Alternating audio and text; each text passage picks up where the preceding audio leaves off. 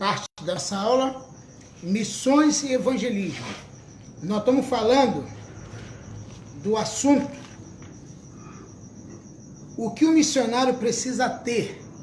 Página 2, agora na página 3, o que o missionário precisa ter. Aí nós já falamos que ele tem que ter experiência com Cristo, coragem, amor aos perdidos, linguagem irrepreensível e agora domínio próprio. Já pensou um camarada que está no campo missionário, que está fazendo a obra de Deus, ele não ter domínio próprio? O que é domínio próprio? Quem sabe definir? Controlar as emoções, controlar os seus impulsos, né? Ter vontade de fazer uma coisa, mas não fazer aquilo que tem vontade. Eu tô com vontade de pegar aquela pessoa e esganar, mas não vai fazer, você só tem vontade. Controla teus impulsos, né? Agora o pessoal falar que nunca tem vontade, isso é mentira também, né? Às vezes dá vontade, né? Como dá? Não convém, né? Exato, dá vontade, mas não pode fazer. Dá vontade. Fica só na vontade. Irai-vos, mas não pequeis, né? Não põe o sol sobre a vossa ira. Então é o domínio próprio, é só controlar. Pastor, eu não me controlei. Não, tem que controlar. Quando eu vi, já fiz, já tinha feito. Quando eu vi, já tinha acontecido. Peraí. Construir um ministério, construir uma reputação demora. Mas você, por causa do seu falta de domínio, você destrói de uma hora para outra. Não é? A pessoa destrói de uma hora para outra. Tudo é baseado no seu próprio domínio. Aí vem o que está escrito em Efésios 4, 26. Que está escrito? Irai-vos e não pequeis, e não põe o sol sobre a vossa ira. Depois, tem que ter santidade, vida santa. Depois, 7, vida cristã autêntica. No lar, na igreja, na comunidade, não andar de acordo com o mundo. E, 8º lugar, maleabilidade. Maleabilidade. O que é maleabilidade? Vamos ler. 1 Coríntios 9, 19, 23.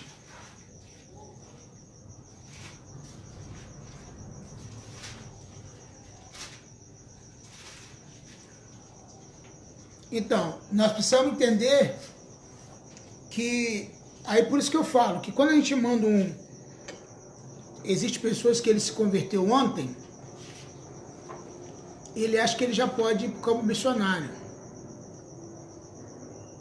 Um pastor perguntou, o irmão falou assim, pastor, eu tenho uma chamada missionária.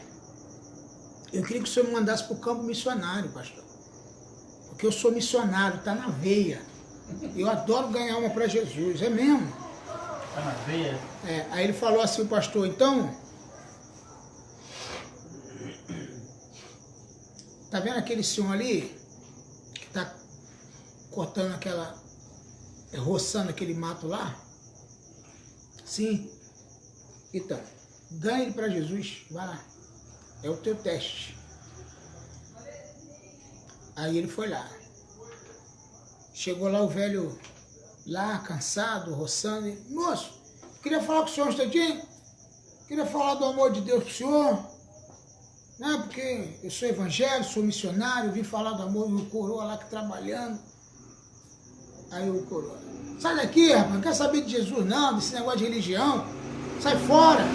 E ele insistiu, não conseguiu ganhar o velho. Não conseguiu ganhar o velho. Aí o pastor falou assim, agora fica me olhando, que eu vou te mostrar como é que ganha. Bom dia, senhor. Bom dia. Tá precisando de ajuda aí? Quer que eu te ajude a roçar o mato? Pegou logo a foice do homem, o machado, e caiu dentro do mato com o velho. Arrumou as lenhas, não sei o que eu arrumo aqui e tal, direitinho. Jogou os matos, queimou, jogou fora e tal. Uma semana depois de ter ganhado o velho, de ter conquistado, trabalhado com o velho de graça, ajudado o velho, ele teve legalidade para falar de Jesus. O velho ouviu e aceitou Jesus.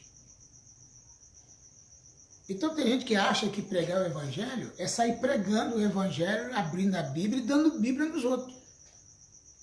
A melhor maneira de ganhar a vida para Jesus não é falando um monte de versículos, porque a pessoa não está interessada em versículos. Ele está interessado em vida de prática.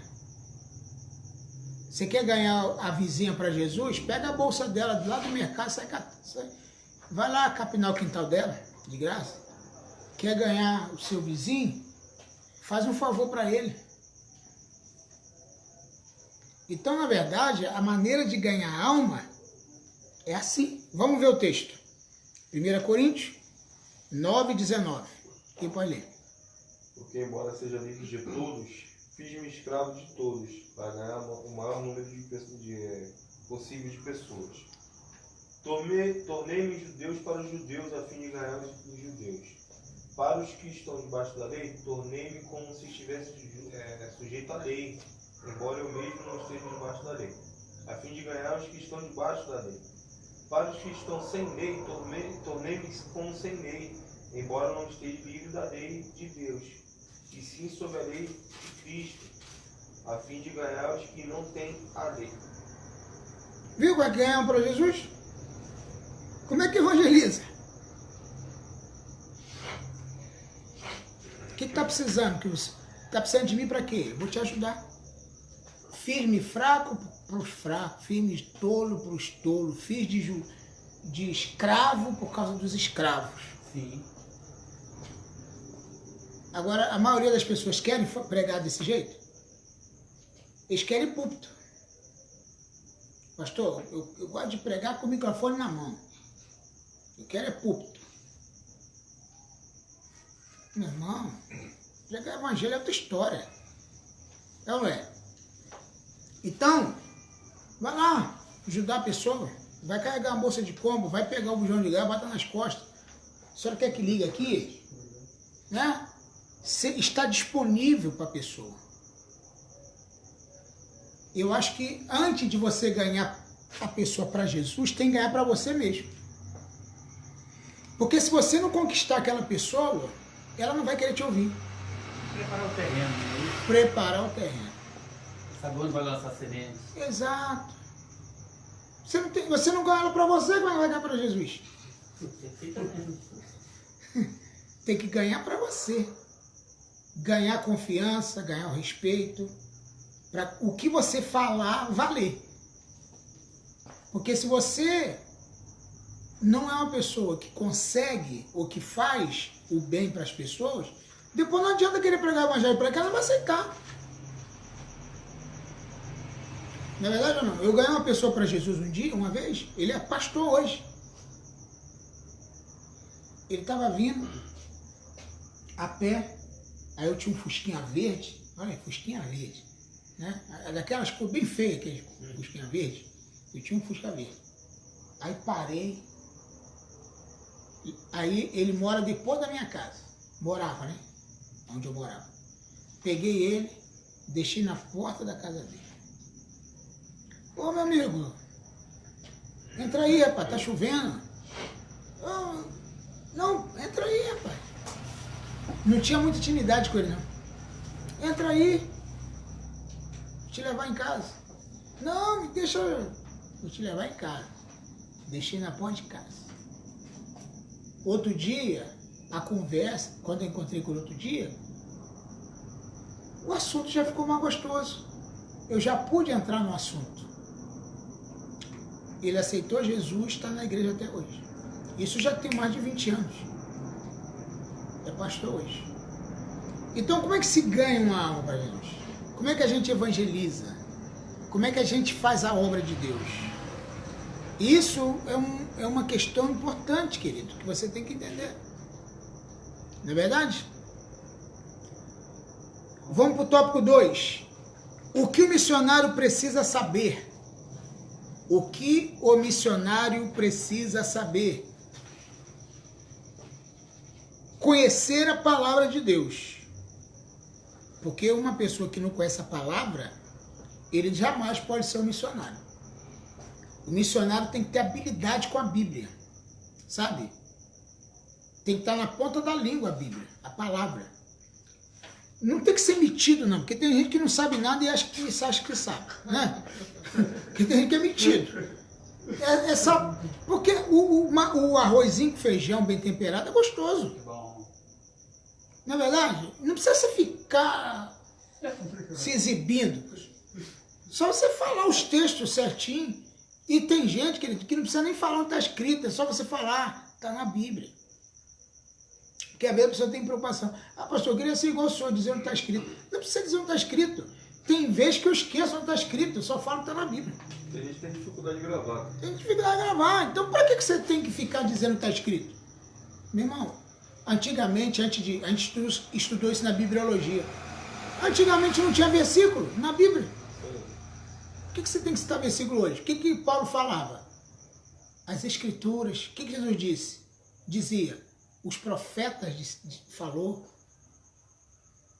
Você diz que está na Bíblia.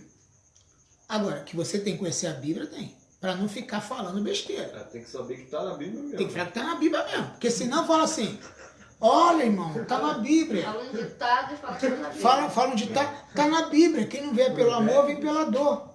Está na Bíblia. Um obreiro uma vez falou que o Naamã era rei. Falou que era... Aí ele falou, não, porque eu vi uma pregação do pastor, o pastor falou que era rei. Quer dizer, ouviu que Naamã era rei e ficou isso. O outro falou assim, pastor, não está na Bíblia? Faça por onde que eu te ajudarei, né? Não está escrito lá na palavra? Aí eu disse, não está escrito em lugar nenhum isso. Faça por onde? Faça por onde eu te ajudarei. Quem já ouviu essa frase? Já existe. Esse ditado é antigo? É antigo. Faça por onde eu te ajudarei. Meu pai dizia isso, falava isso. Meu pai falava com a gente quando era criança. E eu já sabia que não estava na Bíblia. Eu acho que isso veio lá dos católicos, né? Isso.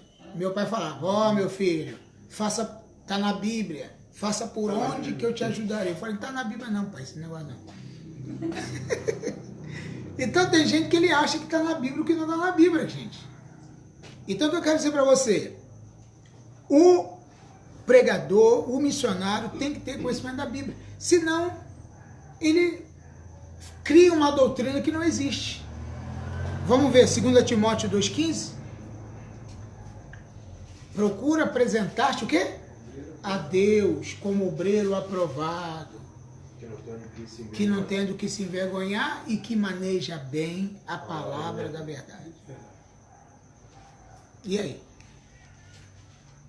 Procura apresentar-te a Deus aprovado como obreiro que não tem de que se envergonhar e que maneja bem a palavra da verdade. O que é manejar bem a palavra da verdade? Tá escrito isso. Pelo menos básico. Você não tem que ser um expert, um especialista em textos, em versículos. Não precisa ser isso tudo, não. Mas o arrozinho com feijão gostosinho, que bem temperadinho, já é o suficiente. Já dá para evangelizar. Não é não? E Oséias 4,6 a gente já conhece. O meu povo foi destruído por falta do conhecimento. Quantas pessoas criam doutrina herética na igreja por falta do conhecimento? Eles criam uma doutrina por falta do conhecimento. A partir de hoje, irmão, a Bíblia diz que isso e aquilo. Aí vai criando um monte de doutrina fora da palavra, que vai pesando sobre a pessoa, e ele não conhece o evangelho, ele conhece os usos e costumes, conhece as regras da denominação, mas a Bíblia ele não conhece. Quando ele se converte, já vê um papel enorme, uma lista enorme, dizendo a partir de hoje você não pode mais fazer isso, você não pode mais fazer aquilo. Onde está escrito isso, pastor? Não sei onde está escrito, mas não pode, não pode. Não pode, não pode. Ninguém cita a Bíblia, só diz que não pode. Não, porque o nosso regulamento aqui é assim. Faz o que eu mando, não faça o que eu faço. Faz o que eu mando, faz o que eu faço. Está na Bíblia, faça o que eu mando, faça o que eu faço. Está na Bíblia. Quer dizer, são entendimentos, querido, que precisa a gente, pelo menos básico. Por isso que eu falo para vocês, gente, tira aí, eu tenho certeza que vocês vão melhorar muito nos textos. Não precisa ser muito não. 10 a 15 minutos. 15 minutos todo dia. De uma meditação em um texto. Faça uma meditação ali, tenta se desligar das coisas, 15 minutinhos.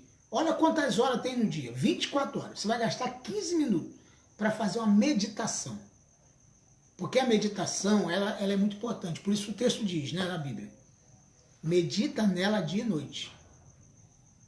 A meditação é quando você para, respira fundo, lê o texto e medita. E medita, e medita, e medita, e medita. No outro dia você faz a mesma coisa, no outro dia você faz a mesma coisa, no outro dia a mesma coisa. Então, todos os dias da tua vida você vai viver meditando nas Escrituras. Vai chegar um momento que quando você precisar de lembrar aquele texto, vai vir na hora. Porque o Espírito Santo vai só fazer você lembrar o que você meditou. Você meditou, se você não meditou. Por exemplo, eu leio a Bíblia todo dia. Mas o senhor abre a Bíblia e lê ela todo dia? Não, eu não faço todo dia. Mas eu medito na Bíblia todo dia. Até o versículo que eu não estou lendo, eu estou meditando nele. Então, vamos supor, tem versículo que você não leu naquele dia, mas você sabe ele. Então, você medita nele. Você vai saber de trás para frente, de frente para trás.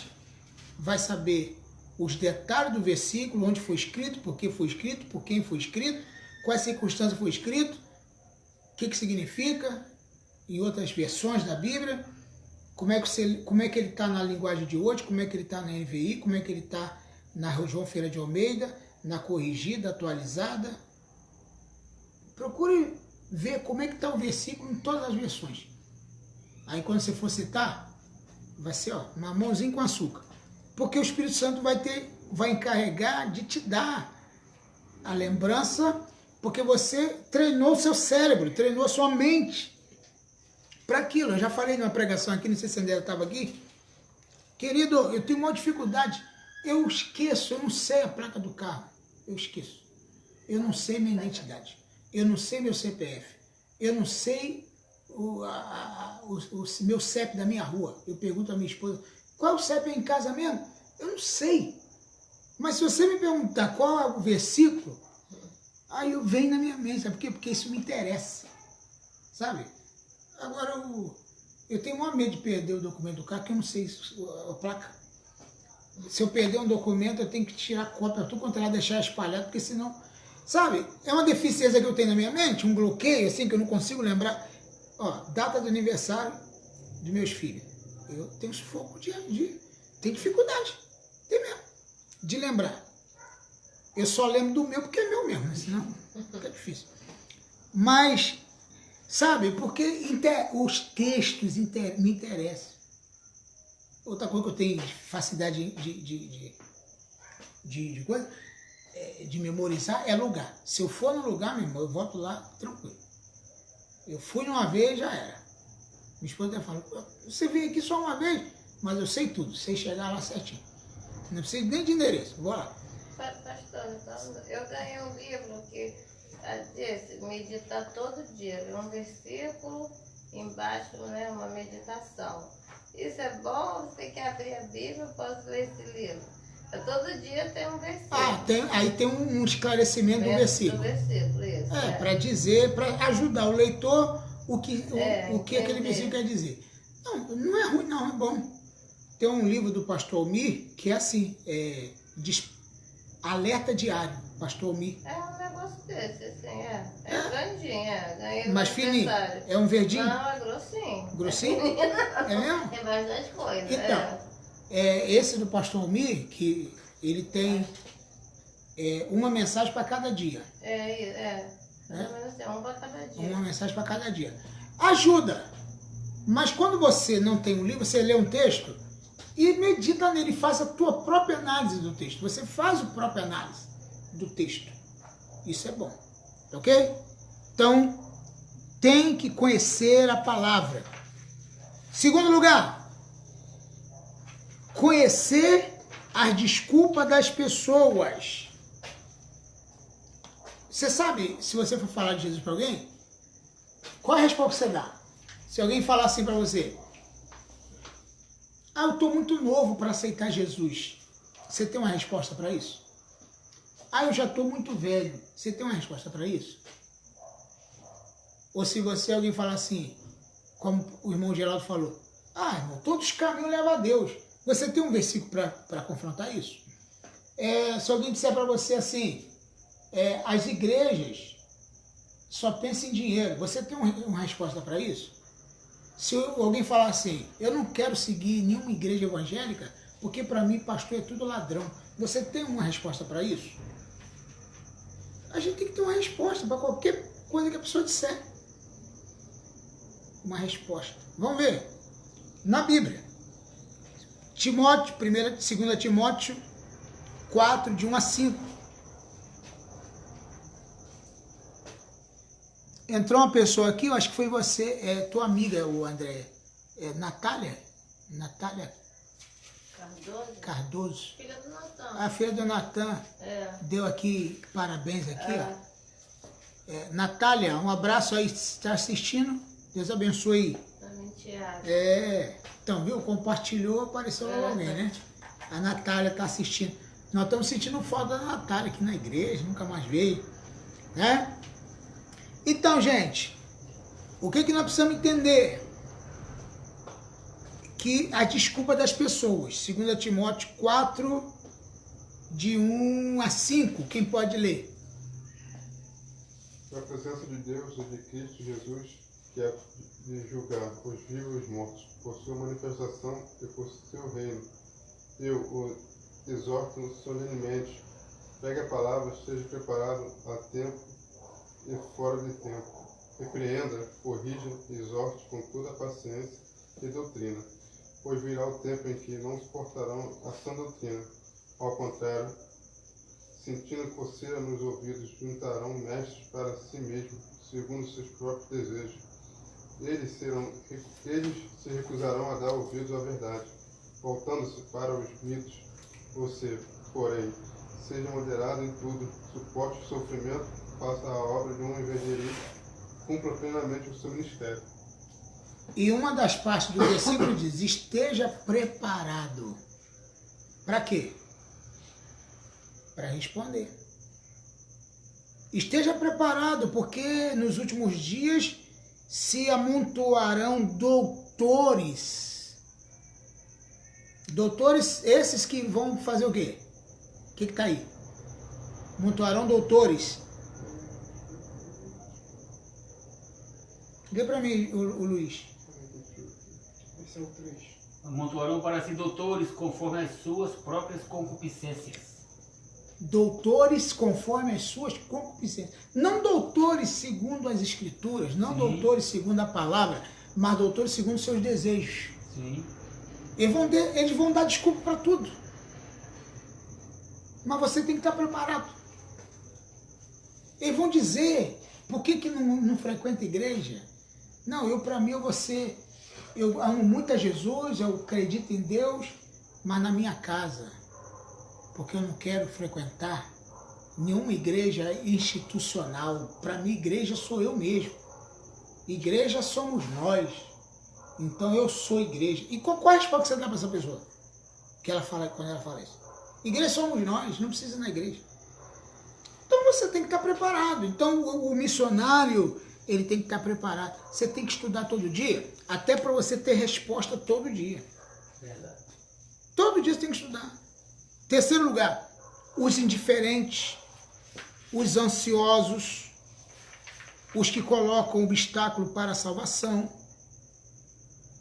Tá certo? Os que colocam interesses em primeiro lugar. Os duvidosos, os que confiam nas obras, os que acham que não pecam. Tem gente que acha que não peca. Não, eu sou uma pessoa muito boa, eu faço bem para todo mundo, né? Deus me ama. Qual é a resposta que você tem para essa pessoa? O outro diz assim, é para os que julgam ser salvos. Não, eu já estou salvo. Qual a resposta que você tem para ele? Os que acham que todos os caminhos levam a Deus. Qual o versículo e a passagem que você tem para essa pessoa? Viu? Então, para cada tipo de pessoa, eu tenho que ter uma resposta. Mas para eu ter uma resposta, eu tenho que saber. Se você não souber, fica difícil. Você tem que saber. Mas o saber custa. O saber é um investimento. Vou dar um exemplo para você. Tem gente que ele acha assim, irmão Geraldo. Eu não concordo em pagar para ouvir a palavra de Deus. Dai de graça e de graça, porque de graça recebeste. Bom, a salvação eu não cobro de ninguém. A salvação eu recebi de graça.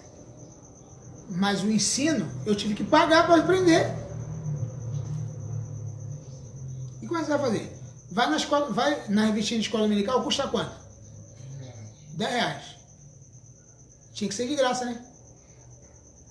Mas não custou para fazer? Não custou para imprimir? Tem um custo, né? Não custou muita coisa? O ensino e o conhecimento não é de graça não, gente. A salvação é de graça. Mas o conhecimento, ele tem um custo. Tem ou não tem? Tem. Você tem que pagar por ele. E outra coisa, tem que pagar para valorizar. Porque tem gente que eu já fiz seminário de graça e não vê ninguém. Tem mesmo, que eu dou aula de cabeleireiro de graça e não vê mais ninguém. Aí, Tem que cobrar. Tem que cobrar. Tem psicólogo de graça, fica psicólogo lá e não ganha ninguém. e não vai ninguém. É. Querido, se você fizer de graça, não vai ninguém.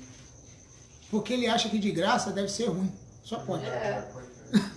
Ah, não tem qualidade. É de graça. Ih, é de graça, então deve ser ruim.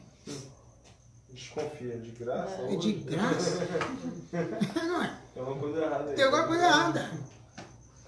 Eu já dei seminário de graça. Gente, ó, vamos ter um seminário e tal.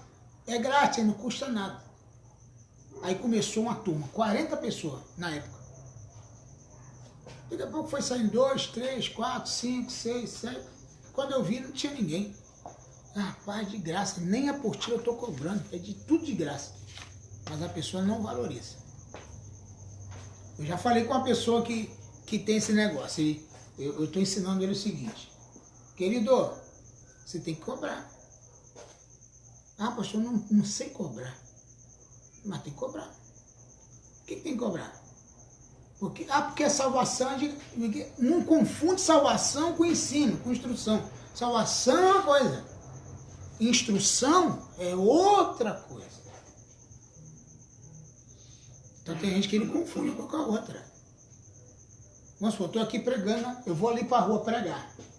Boto ali uma caixa de som, porque eu gosto de evangelizar. Estou preparando um negócio para...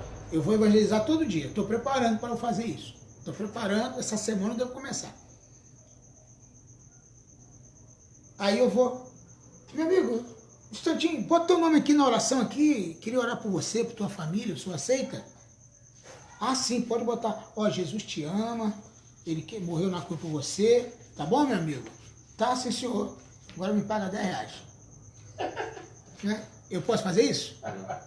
Não. Isso é de graça. Não é verdade, não? Isso é de graça, eu não posso cobrar isso. Aqui tem gente aí que faz isso, tá?